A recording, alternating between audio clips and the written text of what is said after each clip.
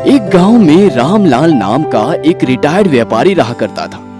उनकी पत्नी का निधन हो गया था, इसलिए व्यापार का सब कारोबार बेटे विजय को सौंपकर रामलाल पोते के साथ अपना समय गुजारा करता था। यही उनका दिन क्रम था। अचानक एक दिन उनकी तबीयत खराब हो गई तो डॉक्टर के पास गए, साथ में बेटा भी था। देखिए, इस बीमारी का इलाज है, पर यह छूत की बीमारी नहीं है, इसलिए ज्यादा टेंशन ना ले। फिर भी उनके बेटे और बहू का व्यवहार उनके प्रति बदल गया था। पोते को भी उनसे मिलने नहीं दिया जा रहा था। भोजन भी नौकर के हाथों उनके कमरे में भिजवाया जाने लगा। रामलाल सोचने लगे, हे भगवान, क्या फायदा ऐसे जिंदगी का। इतनी मेहनत से खड़ा किया व्यापार का साम्राज्य, बंगला, गाड़ी, नौकर चाकर, बैंक बैलेंस सब बेकार है। इससे अच्छा मुझे तुम्हारे पास बुला लो। रोते रोते ही उनके कान पर बहू और बेटे के शब्द पड़े। बहू बोल रही थी, देखो जी, मैं समझ सकती हूँ कि पिताजी की बीमारी छूत की नहीं है, पर मैं हमारे परिवार के बारे में ज्यादा रिस्क नहीं लेना चाहती, इसलिए उन्हें कोई वृद्धाश्रम में भर्ती कर दो और हम भी कभी कभार उनसे मिलने जाते रहेंगे। आप पिताजी से जल्दी बात करो। तुम सही कह रही हो, ऐसे भी पिताजी अब बुढ़े हो गए हैं, उनका कोई फायदा नहीं है। यहाँ मैं कल ही उनसे बात करता हूँ। ये शब्द सुनकर तो रामलाल की आंखें नम हो गई। वह रोने लगे। जिस बेटे को बड़े लाड़ प्यार से बड़ा किया, काबिल बनाया, आज वही बेटा उनके बारे में ऐसा कह रहा था। वो बहुत दुखी हुए। बहुत देर सोचने के बाद वे एक नतीजे पे पहुंचे। फिर अगले दिन सुबह उनका बेटा राजेश गर्दन नीचे करता हुआ उनके कमरे में आया। तब रामलाल ने पूछा, आओ बेटा, आज इधर कैसे चले आए? क्या कोई परेशानी है? बताओ मुझे। जी पिताजी, मुझे आपसे कुछ कहना है। अरे वाह, मुझे भी तुमसे कुछ कहना है बेटा। अच्छा हुआ तुम ही मेरे पास आ गए। बोलो बोलो, क्या बात है बेटा? जी पिताजी, पहले आप बताइए कि क्या कहना चाहते थे मुझसे। बात ये है बेटा कि जब डॉक्टर ने ही मेरी बीमारी खतरनाक बताई है, तो मैं चाहता हूँ कि मेरी बची कुची जिंदगी अब अपने जैसे असहाय बेसहारा बुजुर्गों के साथ बिताऊं। ये कहते हुए उनकी आंखों में आंसू आ गए। ये सुनते ही राजेश मन ही मन बहुत खुश हुआ, क्योंकि पिताजी ने स्वयं आगे रहकर ये बात कही, इसलिए उसे अपराधी मुक्त लगने लगा। लेकिन दिखावे के लिए उसने पिता से कहा, ये आप क्या कह रहे हो पिताजी? भला यहाँ रहने में आपको क्या तकलीफ है? नहीं बेटे, मुझे यहाँ रहने में कोई तकलीफ नहीं है, लेकिन यह बताने में तकलीफ हो रही है कि तुम और तुम्हारा परिवार अब रहने की व्यवस्था अन्यत्र कर लो।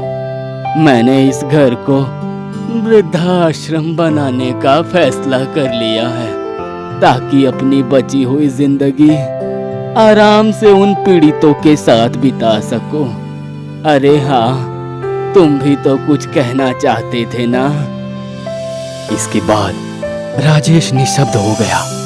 दोस्तों, कमेंट बॉक्स में बताइए कि रामलाल ने सही किया या गलत। दोस्तों, हमारे समाज के हर घर में बुजुर्गों को इस परिस्थिति का सामना करना पड़ रहा है। हम बुजुर्गों को बेकार चीज समझकर उन्हें हमसे दूर कर रहे हैं। कौन से समाज में जी रहे हैं हम, जहां बुजुर्गों को सम्मान ना हो? जिस घर में बुजुर्ग व्यक्ति ना हो, वह घर घर नहीं लगता।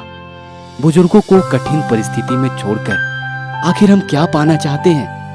आपसे विनती है कि बुजुर्गों का ख्याल रखें, उनका सम्मान करें।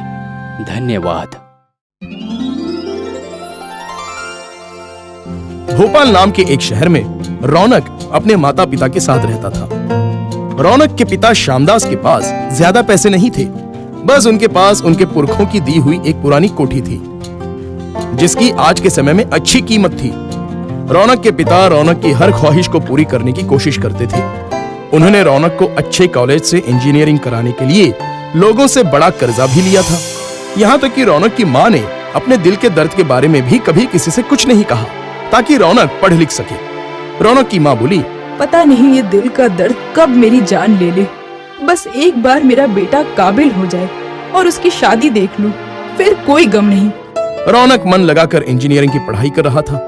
उसका एक ही सपना था कि वो इंडिया के बाहर विदेश में नौकरी करने जाए और अपने मन मुताबिक जिंदगी जिए। इसी बीच रौनक कॉलेज में दिशा नाम की एक लड़की से प्यार करता था और दिशा भी रौनक को पसंद करती थी। गुजरते समय के साथ ही रौनक की पढ़ाई पूरी हो गई और उसने विदेश में नौकरी के लिए अप्लाई करना शुरू कर दिया। कई इंटरव्यूज देने के बाद आखिर रौनक की विदेश में नौकरी लग ही गई। उसे अमेरिका से एक बड़ी सॉफ्टवेयर कंपनी से ऑफर आ गया। इस बात से रौनक बहुत ही खुश था। रौनक की खुशी देखकर रौनक के माँ बाप भी बहुत खुश थे। बस उन्हें इसी बात का दुख था कि उनके बुढ़ापे का एक लौता सहारा अब उनसे दूर हो जाएगा। सही मौका देखकर रौनक ने अपने माता पिता से अपनी गर्लफ्रेंड दिशा से शादी करने की बात की और थोड़े ही समय में दिशा की शादी भी हो गई। थोड़े दिनों में ही रौनक को नौकरी ज्वाइन करने के लिए अमेरिका जाना था और रौनक अपने माँ बाप को अकेला छोड़ दिशा के साथ अमेरिका चला गया। कई दिन गुजर गए। रौनक की माँ की तबीयत भी खराब रहने लगी थी। वो हमेशा फोन पर अपने बेटे को इंडिया आने के लिए कहती। माँ बोलती, बेटा तुझे गए साल भर बीत गया है, इसी बीच एक बार घर आ जा तो मैं तुझे और बहू को देख लूं। बेटा तो यहीं कहीं नौकरी क्यों नहीं कर लेता? तो रौनक बोला, माँ ये अमेरिका है, यहाँ से मुझे जल्दी छुट्टी नहीं मिलेगी और वैसे भी मेरे आने पर मेरे काम का बहुत नुकसान होगा और बेकार का खर्चा। अच्छा माँ अभी मैं फोन रखता हूँ। और फोन कट जाता है। रौनक की माँ बहुत ही उदास हो गई। अपने बेटे के प्यार में उसकी आंखों में आंसू आ गए। दिशा ने कहा, तुम्हारी माँ अक्सर इंडिया आने की रट लगाई रहती हैं। उनसे हमारा सुख देखा नहीं जाता। कुछ दिन बात ना करो तो उनकी भी अकल ठिकाने आ जाएगी। और फिर कई दिनों तक दोबारा रौनक का कोई फोन नहीं आया। इसी बीच रौनक की माँ के दिल में जोरों का दर्द उठा। वो अपने आखिरी समय में अपने बेटे को देखना चाहती थी और उससे अपने दिल की बात करना चाहती थी।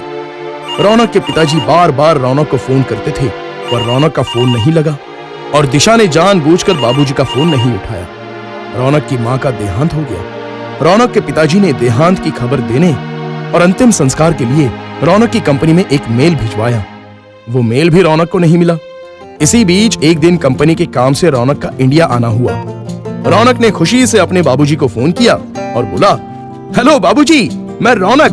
बाबूजी मैं अगले हफ्ते इंडिया आ रहा हूँ। माँ तो ये खबर सुनकर बहुत ही खुश होगी। हेलो हेलो बाबूजी, आप कुछ बोल क्यों नहीं रहे हो? हेलो हेलो बाबूजी।